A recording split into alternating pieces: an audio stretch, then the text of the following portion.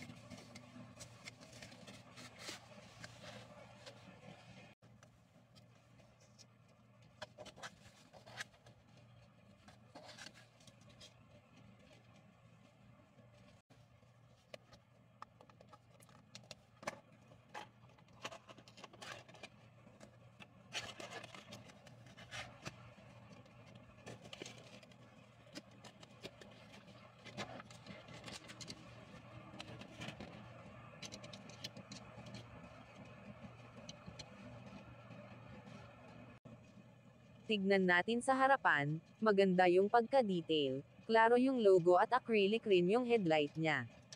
Yung body color nito ay candy, or metallic blue.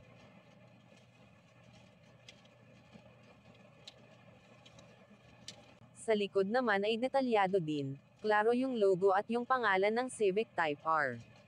Acrylic din yung brake light.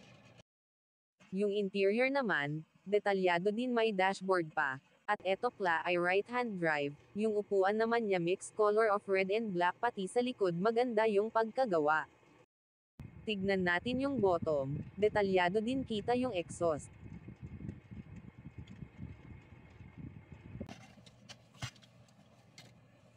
Ang Honda Civic Type R FD2 ay ginawa noong 2007 to 2011 para sa Japanese market.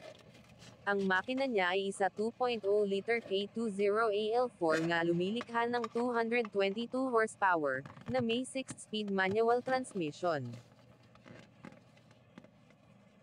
Ano sa tingin yung gawa ng DCT? Para sa akin 9 na out of 10, sa mura halaga tapos detalyado. Kayo guys, ano sa tingin nyo? Dagdag nyo na ito sa mga collections nyo. Kung nagustuhan mo ang video na ito, huwag kalimutang i-like, i-share, mag-subscribe, at pindutin ang bell icon para sa higit pang diecast unboxing at review.